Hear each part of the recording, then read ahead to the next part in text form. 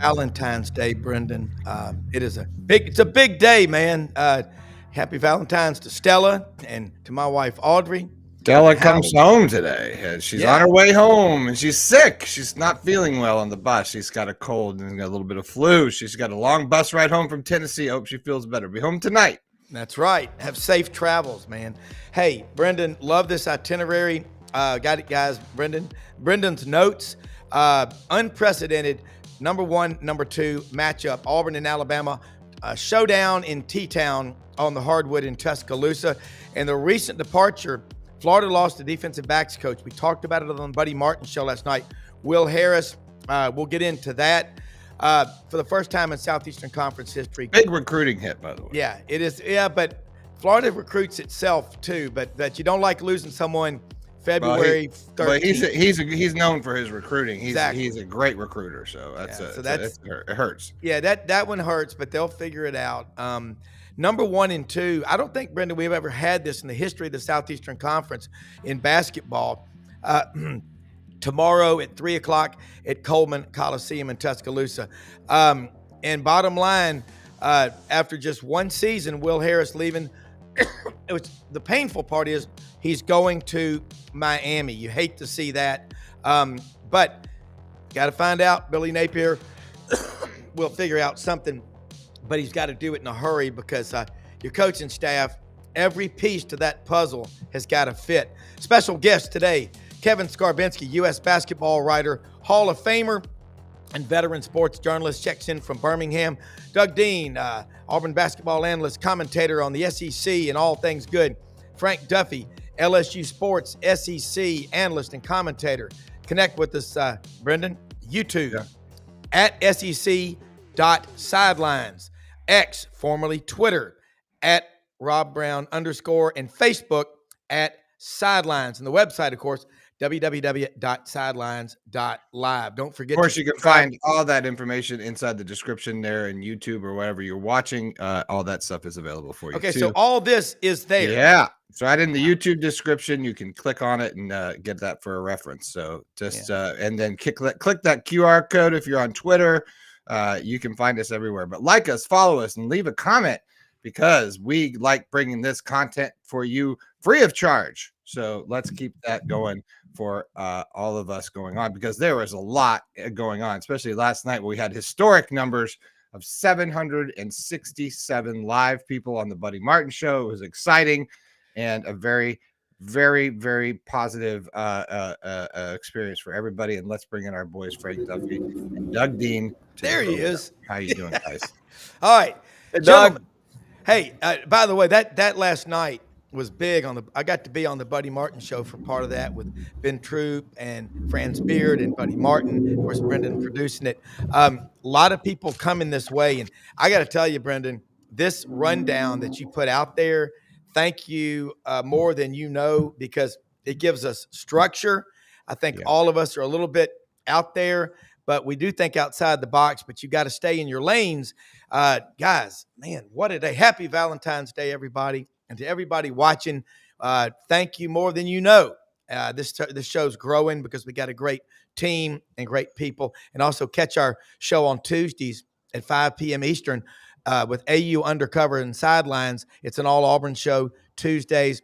Doug was on with Ronnie Sanders and me. Lots of great content and lots of big plans for the future. Hey, where do you want to start, man? I was texting with Ron Slay this morning from SEC Network. He's feeling down under the weather. Hope he gets better. But I said, well, if you're going to be sick, this is a weekend, if you don't feel good, to be locked up inside, because if you've got a television set, where do you start? Audrey, I like my hoodie from Rhodes College, but I guess you took it from me. But anyway, Frank, Doug, Brendan, anyone want to take a start? Yeah, let me go ahead. I'm gonna give Duff the first shot. Go ahead, Duff. I was just gonna say, I know why all those Florida fans were on there streaming, happy because of that game last week that we all sat and watched, the Florida Auburn game in Auburn. We were all texting back and forth. I gave them the kiss of death because when I said Auburn is so laser focused, they're out to a 11-point lead, and right then it was like all hell broke loose. Florida really played well, But Florida's good. Florida is good. Yep, they really are, and they got height, right? And that y'all mentioned this. That could be the type of team that gives Auburn some fits with that sort of size. Now, it sure the hell got Bruce Pearl and the boys' attention because they put a whooping on the Vandy boys. So I think they're going to be ready to play at Alabama, and I am shocked that Auburn's getting a point and a hook on Bama's court. I think Auburn's a 5 to 7 point better team than Alabama, and On I think a neutral court, you think that? I even think in Alabama, I think Auburn's the better team. We'll see. I'm just telling you, they're going to go into Tuscaloosa. I think they're going to play more controlled ball. They were horrible on the offensive glass against Florida. They have got to block out Alabama's players. They're really good at slashing to the hole. They have got to block out. But if they can get their defensive rebounds and keep Alabama from second chance points, which Florida did at will, I think Auburn goes into Tuscaloosa and beats them. It would be wild. I want to congratulate Brendan and Gator Nation. That was a monumental win. I mean, it's not that Florida was, to me, it was not. It's going too far to call it a huge upset because, my God, Florida's top 5 team. And I'm going to tell you, there's a lot of talk about Bruce Pearl and Nate Oates right now, and they earned it. But Todd Golden is going to be a problem for all of us for the foreseeable future. And when he plays Bruce, they don't like playing each other. I mean, they like the competition. But Todd Golden has professed his gratitude to Bruce as a mentor. And Bruce probably thinks of him as a surrogate son that he really likes, and they compete. But Todd knows the book on Bruce and what they like to do, and I think that's a little bit of an advantage. The opposite is true as well. But Florida just came to play. And I had people texting me saying, "Does the entire Auburn team have the flu?" And when you say that, they didn't play with their greatest intensity, but I think Florida had a lot to do with that. Yep. Congrats to the Gators. I think that was more of a Florida win than an Auburn loss. I'll be honest with you. Florida played really well. Miss a 3 they were putting up, but and Auburn was anemic from 3. When Denver Jones is over, it's not your day. I want to frame this. It's as if Auburn and Alabama, the 2 flagship teams in this state, the Yellowhammer State, have sucked all the oxygen out of the air in any other game that may be played tomorrow, which is probably unfair, but that's how it works.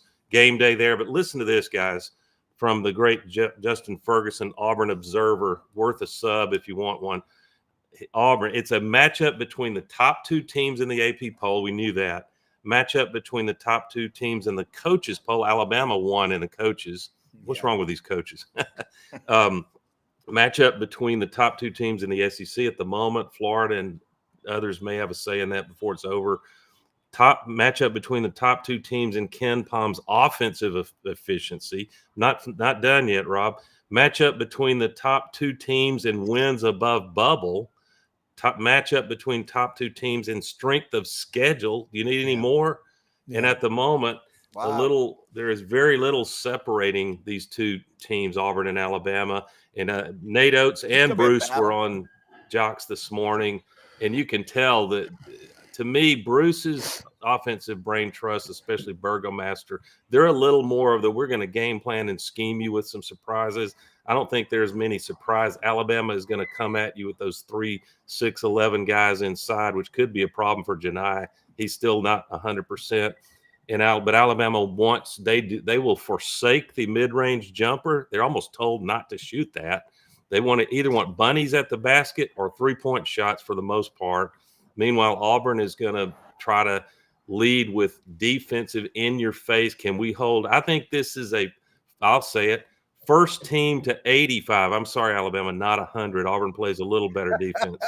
And if Alabama gets to 90, then this thing is over, and we'll have to get the rematch in Auburn. What do you guys think?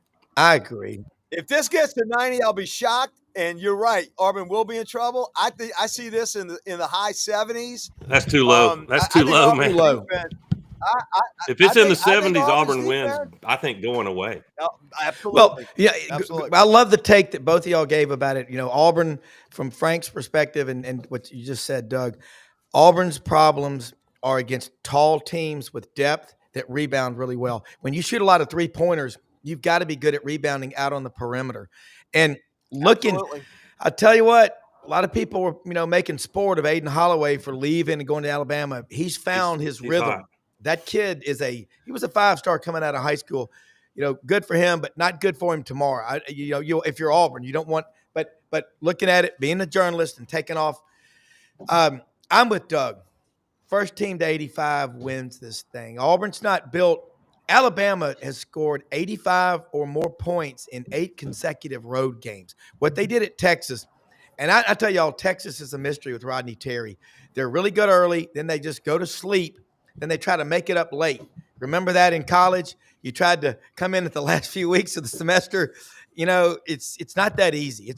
This is a matchup of who's going to be able to impose their will on the other team, Frank. Yes. Rob, I've got. And I think the under in the first 4 minutes. What's the over under? I think both of these teams. I think it's I didn't see what it is, but whatever that. Does that sound right? Oh no, the over and under is 172 and a half. So they like it in the 80s. But I don't know what the over and under is for the first 4 minutes. You know how they have like first 4 minute bet, and you can bet like a side, but they also have overs and unders. You like the under? That. I need to walk to Caesars tomorrow morning and see it, because I think both of these teams understand the epic proportion of what this is. I don't think we've ever had a 1-2 They'll feel the pressure with this much on it. Yeah, with the type of records that we've had. So I think they'll feel it a little bit. I think they'll be a little tight. And I think Auburn's defense, I think, look, it was on display against Vanderbilt. I know it's a totally different animal, but man, Bruce Pearl had them, sidestepping and cutting off the baseline, and dude, they had focus. So I like the under. I think it's going to be a tight game. And but I agree with you. As the game wears on and they get loose and those threes start going in, especially with Alabama, they live and die with the threes. If they're hot, it will be a lot of points. But I'm telling you, if Auburn can stop those second chance points, I think they can win this ball game. I've got Auburn. Well, this is the fun of everybody wants you to make a pick, and I'd say it's fair to say all three of us are more football savvy than basketball. Duffy might be the exception to that. I'd have to call John Brady. We should Brady helps us out a lot. But I've got, because when one is this hyped and epic, you've got to pick a hyped and epic ending to it. And I've got little number 0, Hyde Pettiford, draining a logo shot buzzer beater, Auburn 88-87. But, how often have we seen these games of the century when it all rolls out for different reasons? One team just hotter that day. It ends up being one team double-digit win, like 10 or 12-point win. And sometimes, remember, it can be a 2-point game under a minute, and they have to keep fouling you, and you end up winning by 8 or 10. That's where the danger of playing these lines. But I do think that to be clear, if it's not a super close last-minute decided game, then I don't know which of the two teams would. I think either one could run away with it. Auburn, because they get hot shooting themselves. What's so funny to me is all the narrative is Alabama's 3-point shooting, and rightly so, attempts. But Alabama averages 10.5 threes a game made. Auburn is 9.5. We're not talking about a chasm between the two. Auburn likes to shoot from 3 and kick out. And I think Auburn might be where they are similar in height inside. I think Auburn has the girth and I think they can be a little more physical, especially with Cardwell banging inside. That's going to be a fun thing to watch. The team that out-rebounds the other wins. Okay, you mentioned Alabama has 3 guys 6'11" or taller. Yeah, they got height, and if you're Auburn, you're worried because that's kind of what the problem Florida caused Auburn. So and Alabama's got Auburn's 6'11" wide.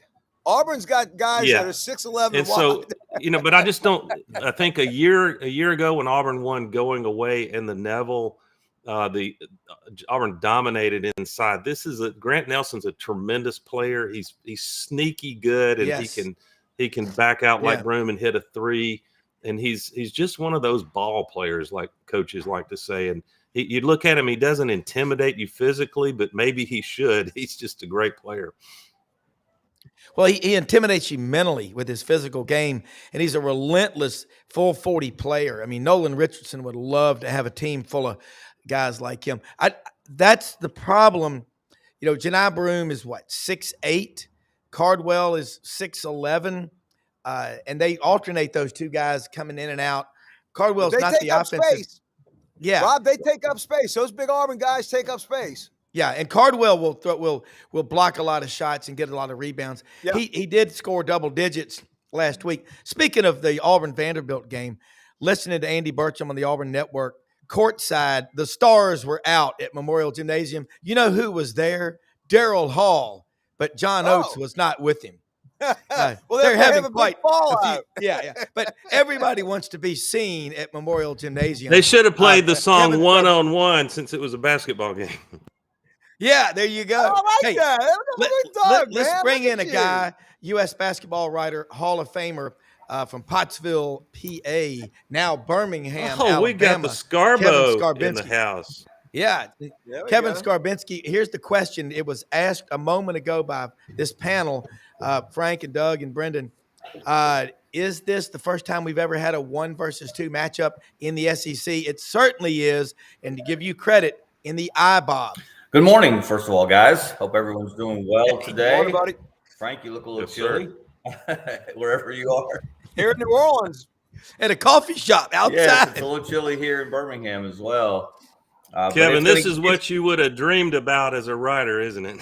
It's going to be, look, I've been dreaming about this since I started working here 40 years ago, a little more than 40 years ago, as an intern at the Birmingham News. You got to remember, my first year at the Birmingham News, 1985, Auburn and Alabama played in the SEC Tournament Championship game at the old Birmingham Jefferson Civic Center Coliseum. Auburn was the first SEC team to win 4 games in 4 days. They beat Alabama in the final in overtime by a score of 53-49. Overtime. That was a halftime score on Saturday. But we've come a long way in the last 40 years for sure. And yes, it is the first 1 versus 2 Iron Bowl of basketball. It is the first 1 versus 2 matchup in SEC history involving 2 SEC teams. It's only the 6th 1 versus 2 matchup involving teams from the same state. 2 of those were Duke and North Carolina in 94 and 98. 2 of those were Cincinnati and Ohio State in the national championship games of 1961 and 62. Damn. The other was Memphis and Tennessee in 2008. Tennessee was coached by a guy named Bruce Pearl. Memphis was coached by a guy named John Calipari. Those were the only other 5 in-state 1 versus 2 matchups. Wow. And I'll give you this. Here's the one that really blows my mind. This was in my column yesterday. This is only the 6th time ever, and they have played 168 times, Auburn and Alabama have. This will be only the 6th time they've ever met as ranked teams, where both teams were ranked. Wow. And I'm not talking top 1, 2, top 5. Crazy. I'm talking it could be 15, 19. One was in 1955. One was in 1975. One was in 1987. And now this will be the 3rd time in the last 6 meetings. How is that possible? I can break the code on that. Tony Barbie and some other sucky Anthony coaches. Grant. Jeff Lebo. I know, Frank. It sounds insane, but trust me, I went through every year's schedule for both of them. I went through media guides to confirm their opposing media guides. I went through a sports research website that I use, and yes, this will be only the 6th ranked versus ranked Auburn versus Alabama basketball game, but the 3rd in the last 6 meetings. That tells you what Bruce Pearl and they owe to them. And you know what else, Kevin and guys? Sometimes in order to have the unlikely, because we hadn't had it in history, for God's sake, all of us would have 40 years ago, if you said over the next when will be the first number 1 versus number 2 SEC regular season match? Almost all of us would have put Kentucky up there at 1 or 2. Yeah. And then from there, you pick the next runner-up, probably a Tennessee, or could be LSU a lot of years, could be Alabama some years. Auburn is more late to the party since '99 and what they're doing under Bruce. But this year you also needed these other historically powerful basketball conferences to really be down, right? What happened that the ACC is so doggone top heavy, Duke and a couple others, and what happened with the late? Why normally we would have an undefeated Gonzaga right now, and the voters couldn't help themselves; they'd be 1 or 2. And the talk of the entire season is the power of the Southeastern Conference. Well, it's pretty easy to see what's happened to the ACC. Mike Krzyzewski retired, Roy Williams retired, a number of other long-standing winning coaches. Tony Bennett, who has a national championship, he retired. You can go on, but the coaching has dropped off significantly. And this is where expansion, which is never done for basketball, it's done for football reasons. Conference expansion has watered down basketball. It's watered it down in the ACC. It's watered it down in the Big 12. It has not watered it down, even though Texas and Oklahoma are not up to the level of Auburn and Alabama. Sweet being able to say that, isn't it? Yeah. It hasn't really watered it down because both of those teams were very good in the non-conference. Yeah. And they're getting beat up and they're getting a rude welcome to SEC basketball. Kevin. So there's a lot of factors there why the others are down. And look, it comes down to coaching. Look at the coaching in this conference. Look at how many, I think it's 6 guys now that have been to the Final Four. Not all at their current spot.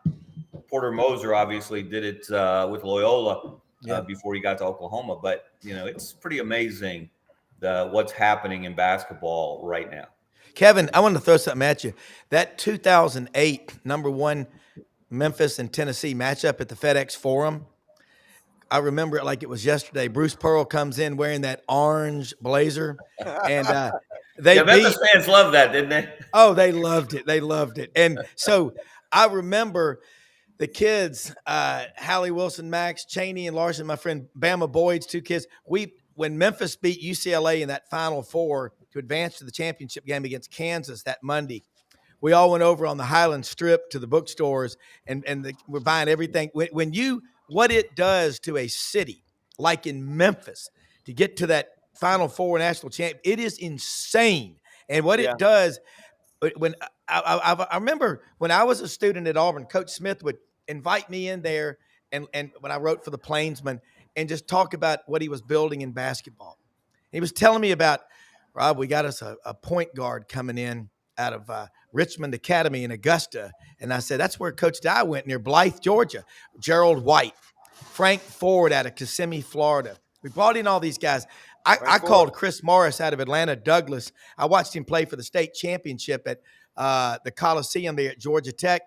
The way he would dunk the ball, I called him the praying mantis. But so many fun memories.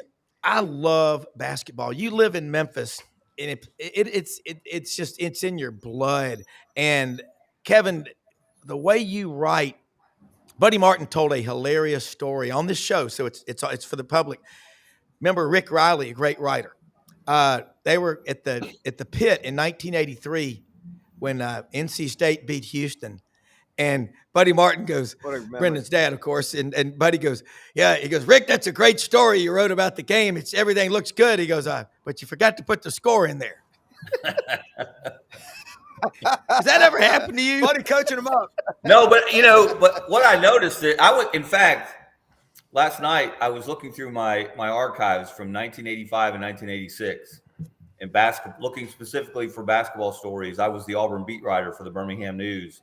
Yeah. And Sonny Smith was such a gem to get to cover because he would tell you just about anything you wanted to know. But half of the time he would preface it with, now don't write this, but, and then he would tell you something really good and said, Sonny, how could I not write that? Please. But remember, and this is another sign, and that's why when people say is this the biggest basketball game that's ever happened in the state of Alabama? Well, no, it's not. We've had Sweet 16s here. We've had Elite Eights here. We had Kentucky versus North Carolina in the Elite Eight here. And, how about UAB versus Ralph Sampson? UAB beating Ralph Sampson in the Sweet 16. Yeah. About 30 miles from where I live. Great memory. Now. This is not an NCAA tournament game, nor is it the SEC tournament championship game, as I mentioned earlier, about 1985. But the real subtext of that game was Sonny Smith had been at Auburn. I think that was his 8th year. Or 7th or 8th year. He was so frustrated with the inability to draw crowds. He was frustrated with the administration that in the middle of that season, he announced his resignation. Yeah. And that would have, had they not beaten Alabama, that could have been his last game at Auburn. They won, which got him into the NCAA tournament with an automatic bid. They might have played in the NIT. I don't know what they would have done. That was the year before I covered, or the season before I covered him as a beat writer. But that was a turning point for basketball in this state, guys, from this perspective. Yeah.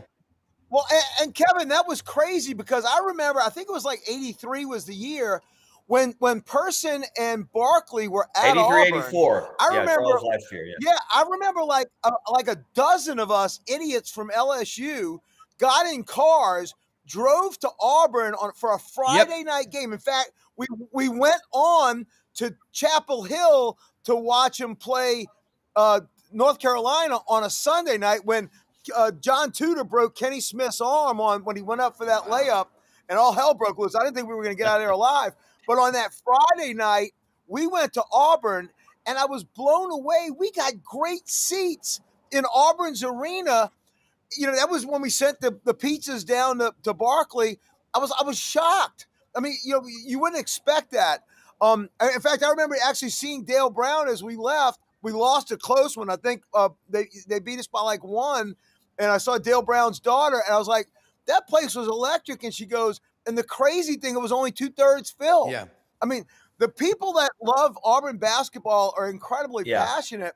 But I think you had the issue of those of us in the SEC, we're football schools.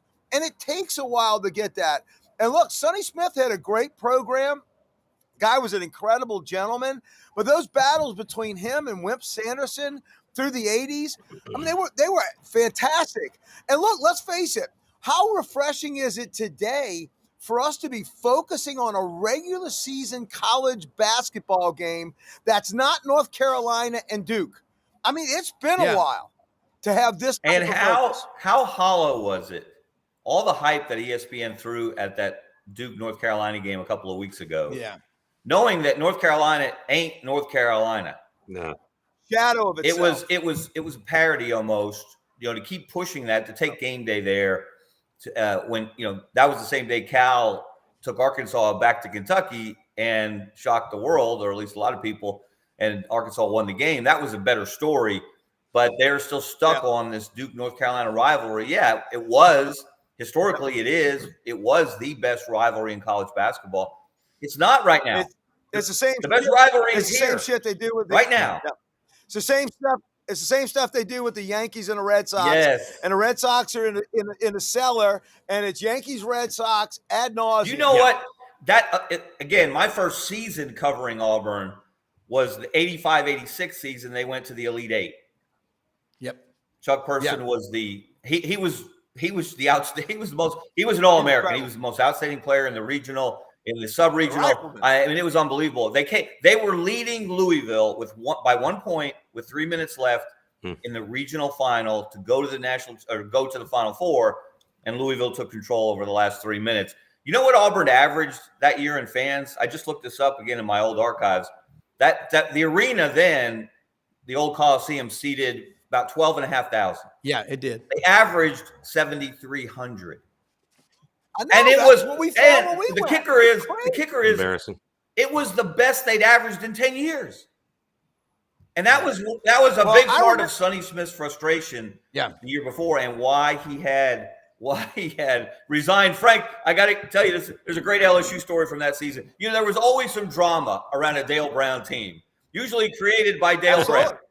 And that year, I don't know if you remember, there was allegedly a chickenpox outbreak on the LSU team. And when they played at Auburn, the Auburn fans were starting to become basketball fans. You know, they weren't the Duke fans, but they were starting to understand. So that a chant broke out from one side of the arena. They yelled chicken, and the other side yelled pox, and they went back and forth. That's now funny. that pales to the best call and response by a basketball crowd ever. Duke was playing North Carolina. Steve Hale played for North Carolina. He had suffered a punctured lung early in the season. When they went to Duke, every time he touched the ball, the crowd yelled, inhale, exhale, inhale, exhale. That's pretty good.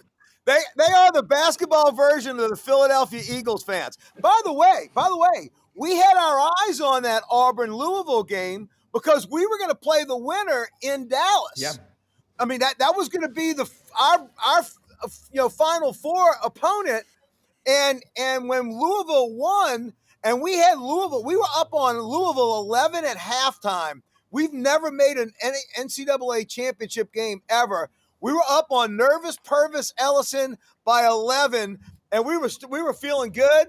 Dude, they came back. I think they beat us by like 22. They were a really good Louisville team, yeah. It's unbelievable. But that's a reminder, though, that regional that year, 3 of the 4 teams in the regional in Atlanta were from the SEC. LSU, Kentucky, and Alabama. And Wimp Sanderson to this day. And we had lost to Kentucky. We had lost to Kentucky 3 times, and it beat them in that game. That was the Ricky Blanton game when he freaking owned Kenny Skywalker. I don't think Ricky Blanton had more than a foot of jump off the hardwood. He was like literally gravity bound, and he had like 20 rebounds in that game. It was absolutely incredible. But the one that killed us all year was Roger Harden. That little SOB used to drain them, and I'm talking about NBA threes, and we shut him down. And even though we owned him through the whole game, they had a 3-point play to win it at the end, and Harden launched one and literally missed the freaking basket by a couple of feet. It was a hell of a game.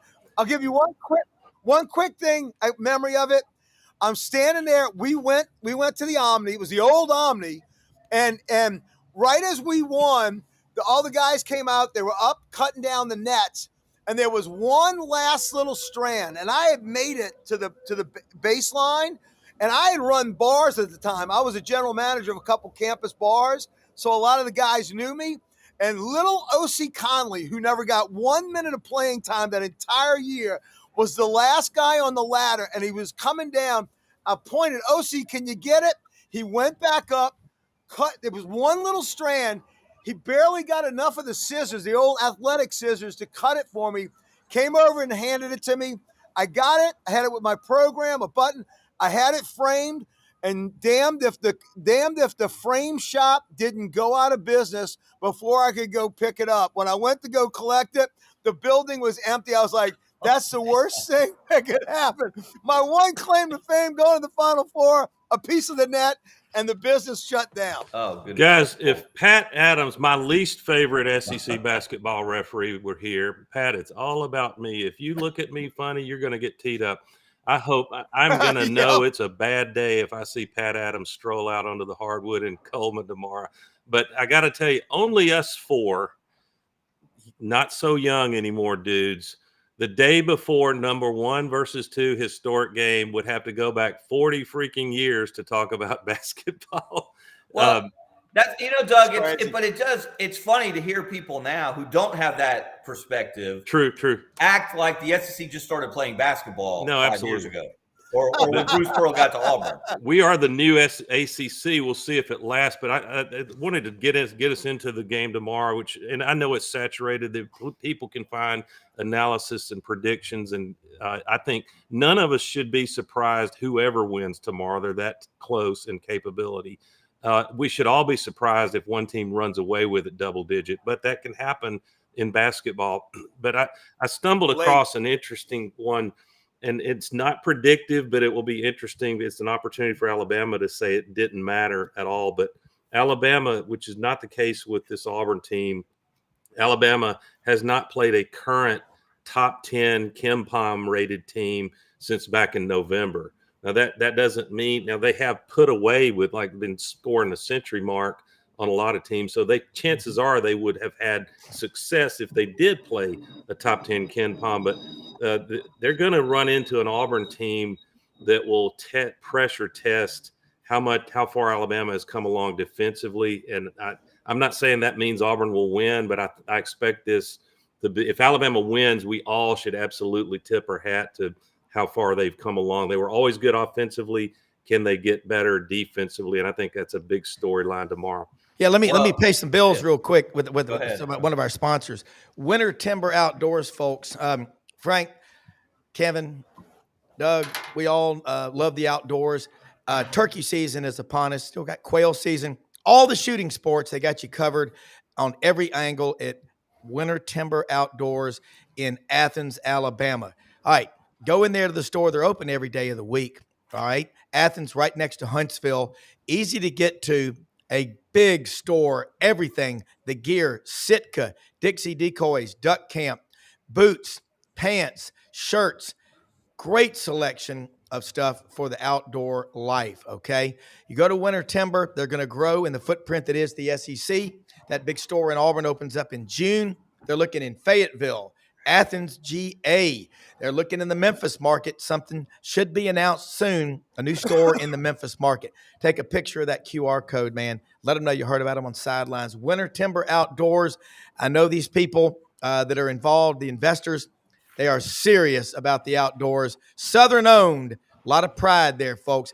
And another one of our sponsors, Hewlett & Dunn Boot and Clothing Company on the historic square in Collierville, Tennessee. I was out there Monday. They've got a 50% off sale, a lot of great stuff. Duck Camp, Pendleton, Schaefer, Ariat, some of the Filson stuff. They've got Barber, they've got luggage, and it's Valentine's Day, folks. If you're like me, you wait till Valentine's Day to go get some flowers and a gift for your wife or your girlfriend, just whoever, go to hewlettandunn.com. Look at this website. I've got to give credit to them. They update this thing constantly. Charles Hall, the owner, and his wife, Laura, they are off the charts. There's Lindsay. I see her. She's a student at Auburn. But they've got over 7,000 pairs of boots, and they've got the work boots. They've got, I'll tell you, these shoes, these Danner trail shoes, man. I've never seen a boot, a hiking boot, better than Danner, made out in Portland, Oregon. They've got all these and more duck heads than you've ever seen in your life.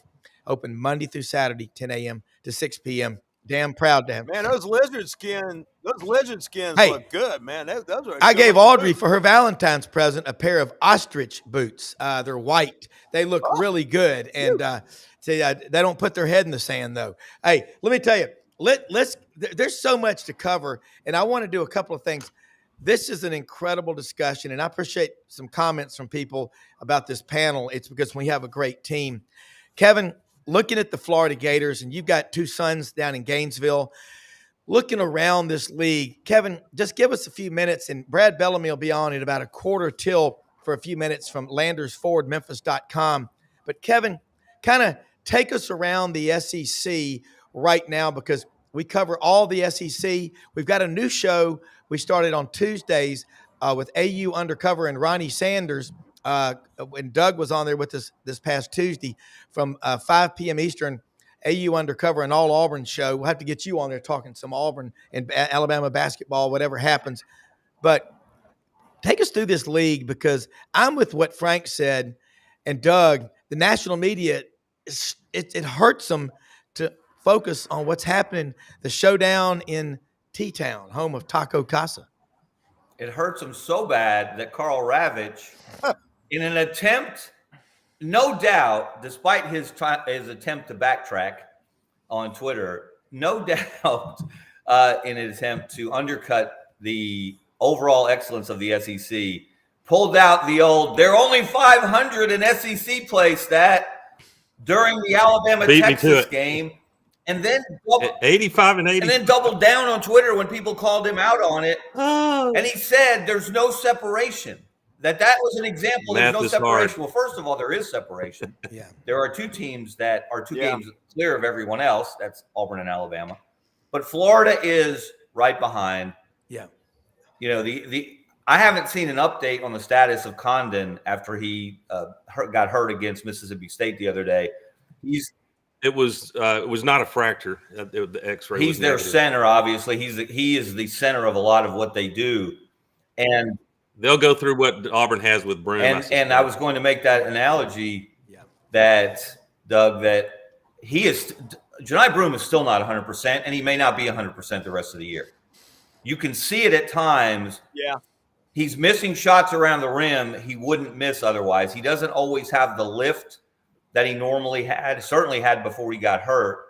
And he is playing through it, but there's just not enough time. There's no time to rest. You could see it in that second half of the Florida game. You absolutely could see it. Yep. Yeah, you saw it at times in Nashville on Tuesday. Yeah. Again, he's not finishing I'd consider fitting the way he was finishing.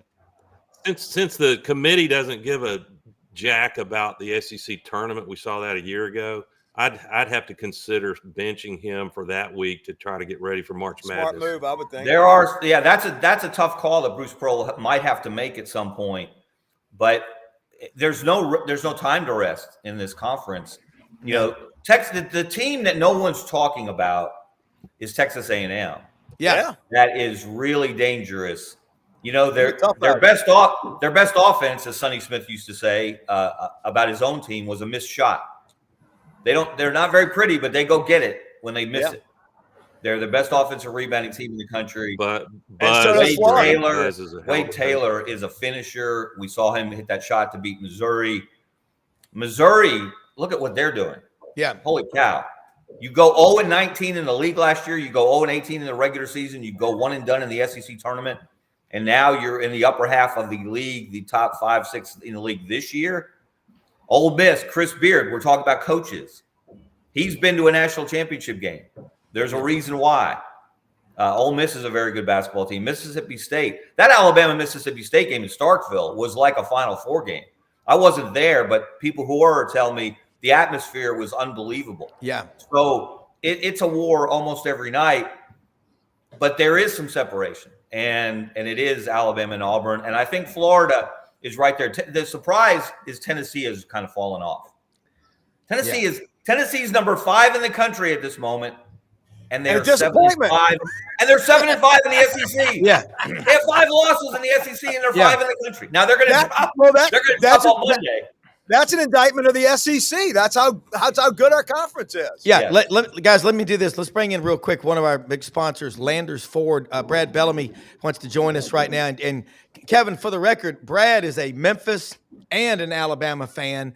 Also the general manager of LandersFordMemphis.com, the #1 Ford dealership in the Mid-South. And Brad has forgotten more about Landers than I know, but I got to tell y'all, a couple of weeks ago. That means he's batting 500 as a Bama and Memphis guy. He's batting 500. Hey, I went to the dealership a couple of weeks ago. I go by there a lot. I don't want to go bother Brad, but that's the nicest group of guys and women. They have 3 dedicated drivers for service.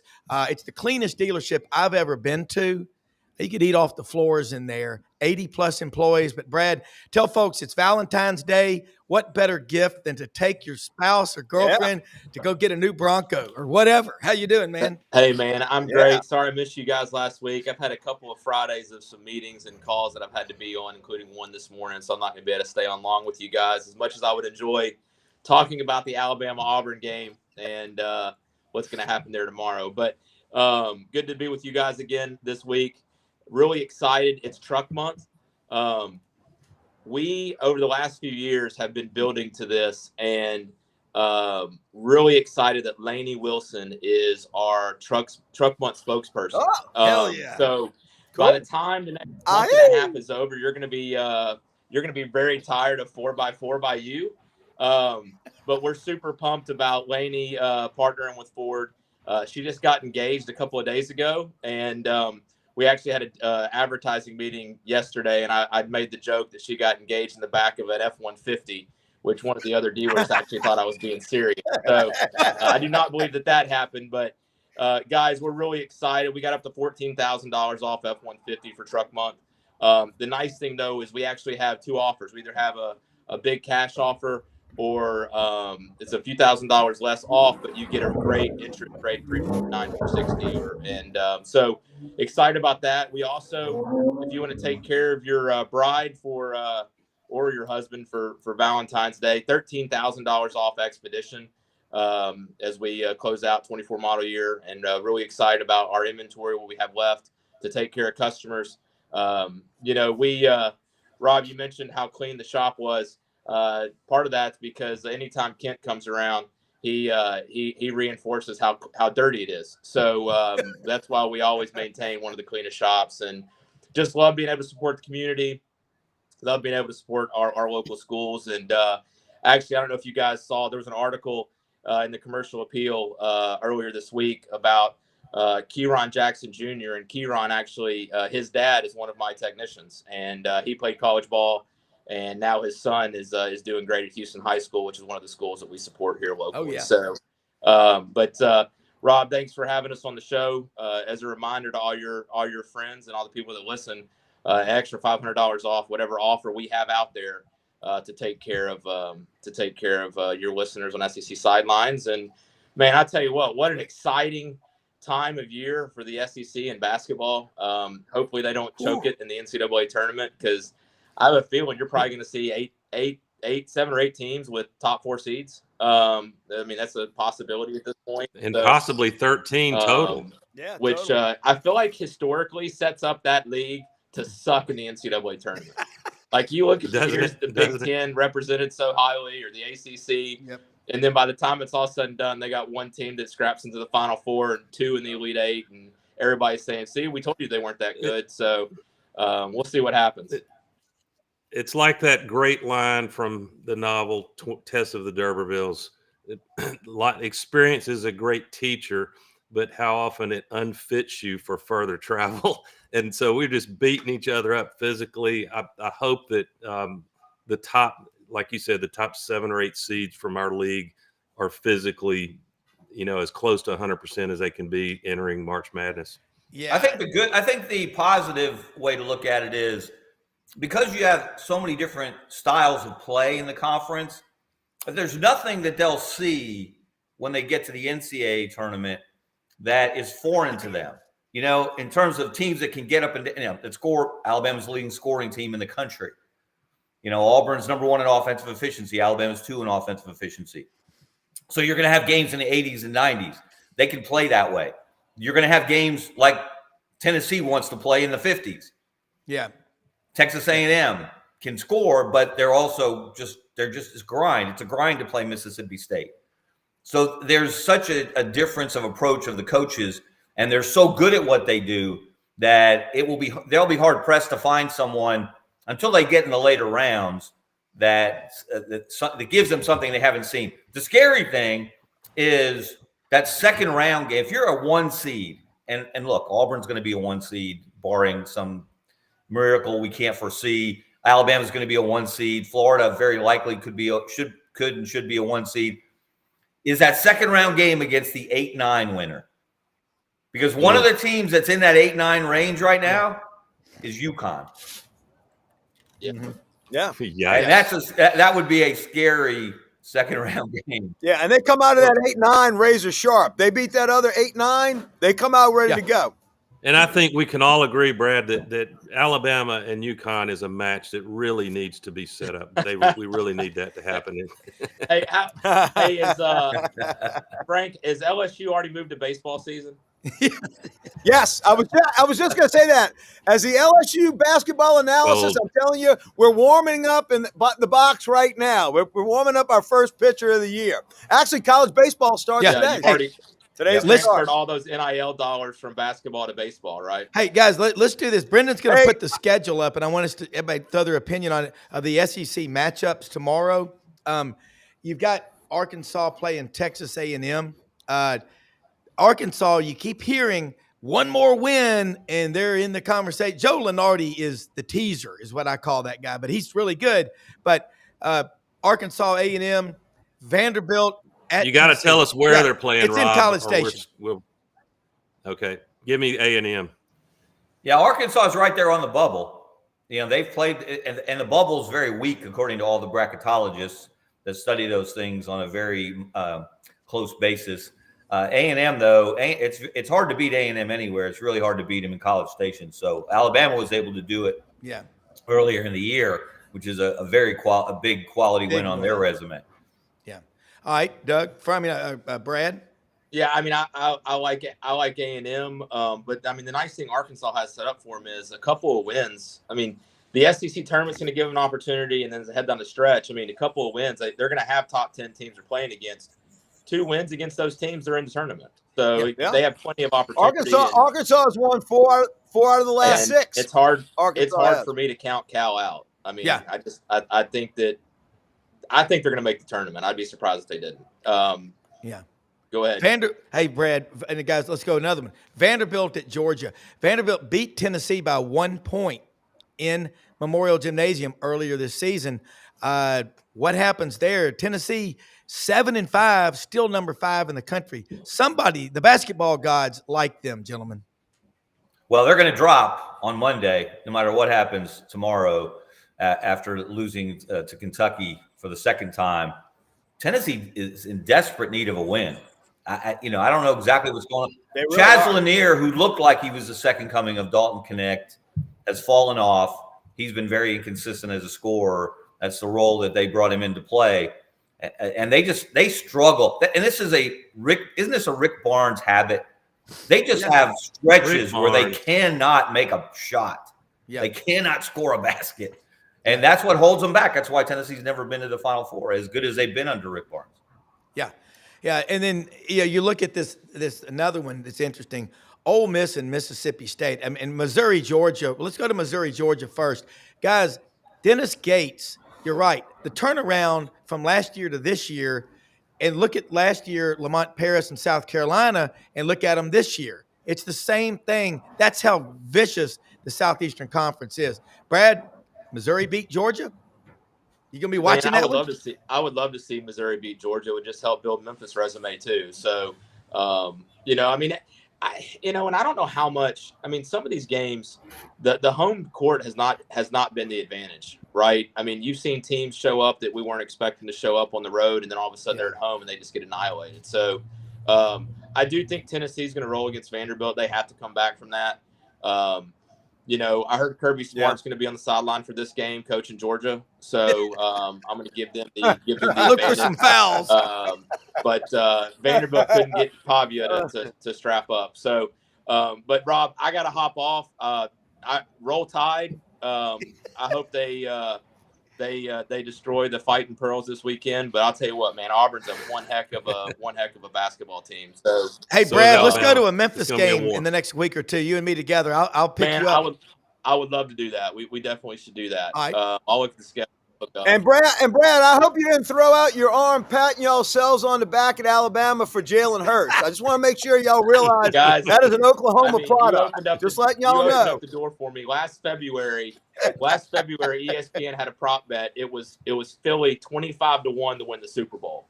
And after they were in the Super Bowl the year before and struggled a little bit with, I threw some money on that game. So I was real happy to see. Oh, good for you, man! See Hurts win. And then obviously, guys, one of the coolest stats, Devontae Smith became the 5th player all time to win the national championship, the Super Bowl, and the Heisman Trophy. So awesome trivia question, and I was really excited to see that happen. And I'm still pissed he got out of a meet. A fan that's not happy for Jalen Hurts with his journey is just heartless. Yeah. But I got to say, Brad, only an Auburn fan would be treated. You're sitting down to just enjoy a Super Bowl, and you get to watch Hurts to Smith for the dagger. That's right. Well, I mean, Georgia feels the same pain because the first time we heard about Devontae Smith was a national championship game when Tua came in, and it was Tua to freshman Devontae for the touchdown to win the game. So, Roll Tide, guys. Thanks for giving me the opportunity to leave on that note. So, hey, thank you for being a sponsor, Brad. I'll talk to you this week, guys. That's a cool stat, Kevin.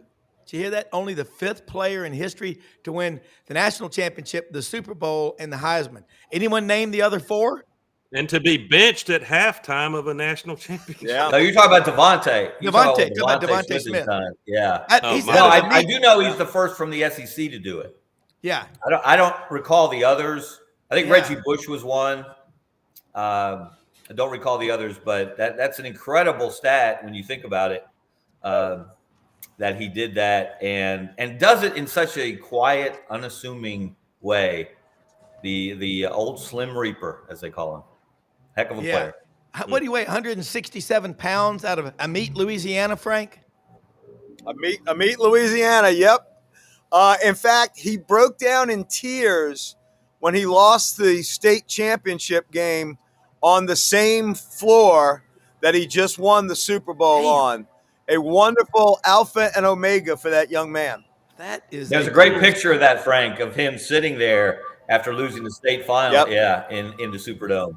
And then Kevin, see what he's done since. Pretty amazing. All right, for all of y'all, here's a trivia question because we heard it earlier this week. I think it was Monday. Either Ellis Johnson or Franz Beard told us. Maybe it was Jordan Hill. You know how many SEC players were on the field in the Super Bowl this past Sunday in New Orleans? A lot. I'd say at least like 12, 13. 10 or Kevin? 12. More. Higher. I'll play Price is Right. Higher. Higher. Give me a number. Give me a number, Kevin. 20. 33. 13. Oh, you got to be That's kidding insane. me. Wow. I talked to Dr. Andrews. Wow. 15 of these. Dr. Andrews gave me an incredible statistic. That's about incredible. a Super Bowl just a few years ago, Tampa Bay and the Kansas City Chiefs. And he was talking about the importance of being a multi-sport athlete for your body and for your mind. And Dr. Andrews, by the way, retired last year after the gravedigger in Auburn as Auburn's team doctor, although Andrews Orthopedics still covers Auburn and Alabama. He's now working with Andrews Sports Medicine Institute, which is a big, big deal you're going to hear a lot about. But he said in that Super Bowl, 95% of the players in that Tampa Bay Chiefs game were multi-sport athletes. He said Tom Brady played everything except the tuba in the band and took care of himself, you know. He was a good hockey I think it's a cool story. You know, and real quick, I got to ask you, Kevin, and we're going to get back to it, but Will Harris, secondary coach at Florida, leaves to go to Miami. I mean, for Florida, that sucks to lose anything to the people down in Dade County. But I want to get your thoughts on Billy Napier. Last night on the Buddy Martin show, Buddy asked us to give a grade to Billy Napier right now, heading into the spring and all. And Franz and Ben Troop gave him an A. I gave him a B+ or an A, just looking at it from the outside. But your thoughts on that Gator program, because I picked them to win 8 games last year, and I'm picking them to win 10 this year. And, Rob, that was the second year in a row they lost that position coach because Corey Raymond came to LSU. Second year in a row. Yeah. That's right. Well, they're clearly on the upswing. I wouldn't give them an A. I mean, given what the standard is at Florida. Yeah. Which is national championships. But from where they were to where they are, you got to give them a B, maybe a B-. I'm a tough grader when I used to teach sports.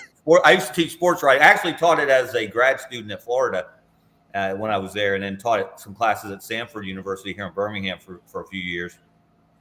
He's got it moving in the right direction. And this goes to Scott Strickland has gotten heat for a lot of reasons and for a lot of different reasons. Yeah. As a Florida athletic director, but Scott Strickland is the guy who hired Todd Golden. And I don't know if he suggested to Mike White it might be in his best interest to move on, but who got the better end of that deal? Georgia getting Mike White or Florida getting Todd Golden? Well, Billy Napier was a dead man walking after game 5 or 6. What he did to turn that around is really impressive. What a turnaround. Yeah. I want to throw this out to all of y'all.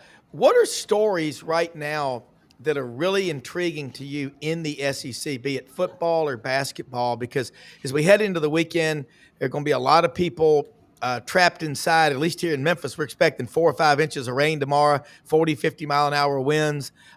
People pay attention. It's Valentine's Day too, man. Go out and celebrate with your lady, with your girlfriend.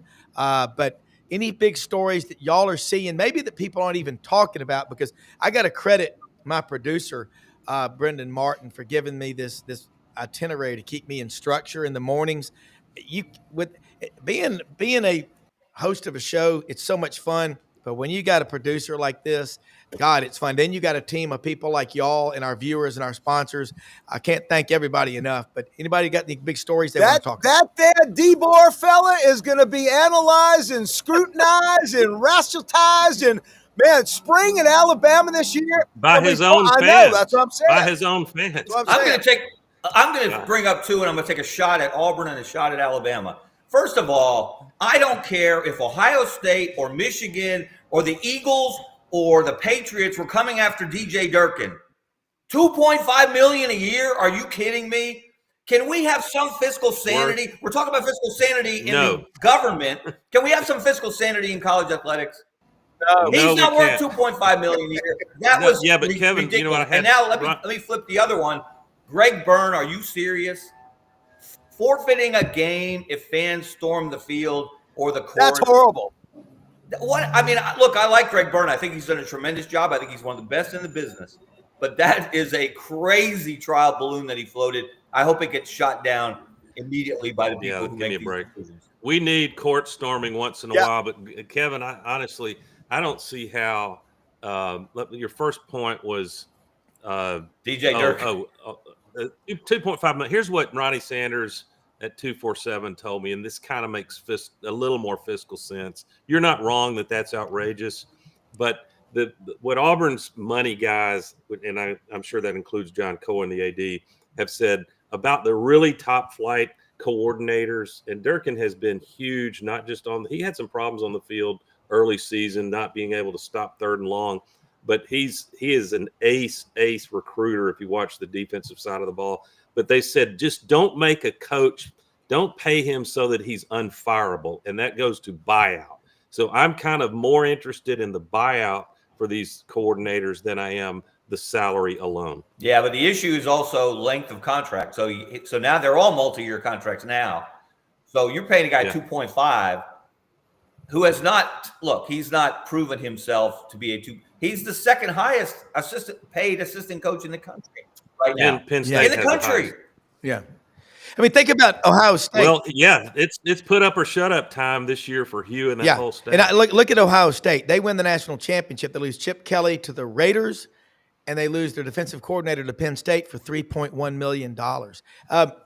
I think what's going to be the trend going forward is rather than fire the coach, because if the House settlement goes the wrong way in April when the judge makes a final decision, whatever you do in terms of firing a coach, paying off a buyout, paying off his assistant coaches, then buying out the coach you're bringing in and his coach's contracts, and adding $21 million tip on top of that, you're going to start seeing these mega coordinator salaries become the norm.